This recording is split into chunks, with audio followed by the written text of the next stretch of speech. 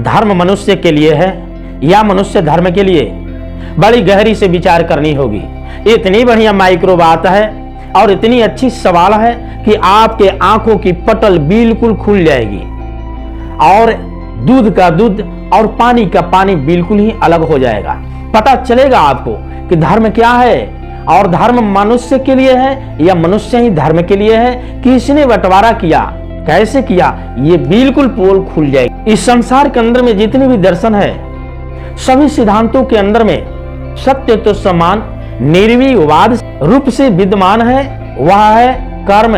इस संसार के अंदर में मानव प्राणी का उत्पत्ति चाहे अंडे से हो, कीड़े मकोड़े से हो, काई से हो, बच्चे अथवा वनस्पति, जल से, पृथ्वी से, ठोस गैस पदार्थ आदि के रूप में हो, परंतु उसी के साथ परिवर्तन अर्थात विकास प्रारंभ हो गया था।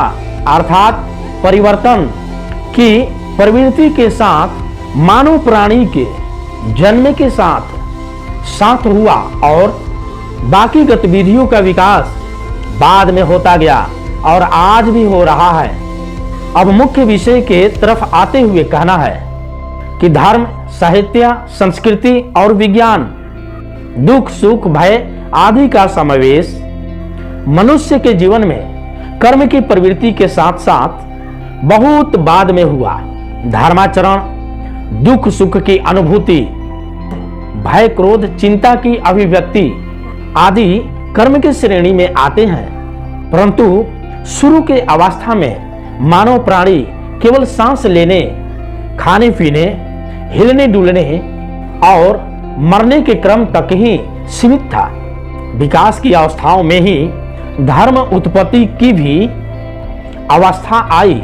इस संसार के अंदर में प्रत्येक कार्य किसी कारण के परिणाम होता है, इसलिए धर्म उत्पत्ति का भी कारण है।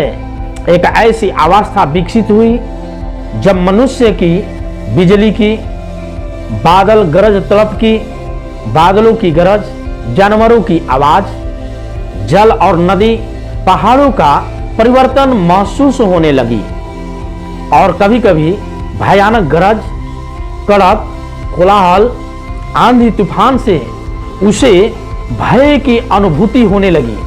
भयाक्रांति होते ही मानव मस्तिष्क भय से मुक्ति का मार्ग सोचने लगा। बस यही वह अवस्था है जब मानव प्राणी कल्पना के उड़ान में तीव्रता अर्थात तेजी से बहने लगा।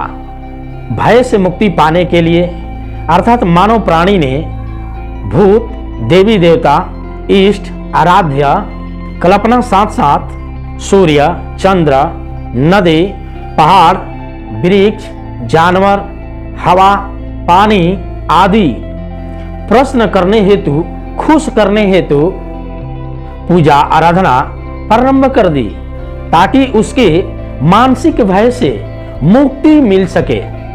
उपासना पूजा के दौरान कुछ अनुकूल घटनाएं घटी।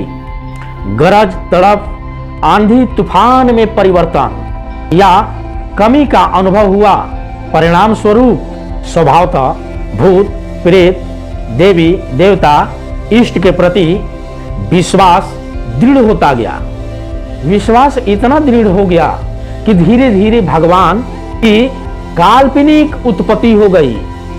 इसलिए कहा गया है कि भय से भूत और भय से भगवान पैदा हो गया। मनुष्य स्वयं देवी देवता, भूत प्रेत, भगवान का जन्मदाता हो गया। तात्पर्य यह है कि भगवान मनुष्य के उत्पत्ति से पहले कहीं नहीं थे। भगवान तो मनुष्य के दिमाग की, उसकी कल्पना की उत्पत्ति है। अर्थात मनुष्य ने ही भगवान को बनाया, देवी देवता को बनाया।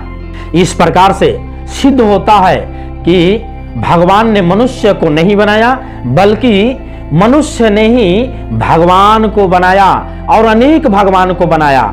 इसी यही कारण है कि हजारों भगवान पैदा हो गए हैं, देवी देवता पैदा हो गए हैं। अर्थात भगवान शब्द मनुष्य के दिमाग की उपज है। और मात्र कल्पना है। धन्यवाद। जय प्रेम, जय ज्ञान।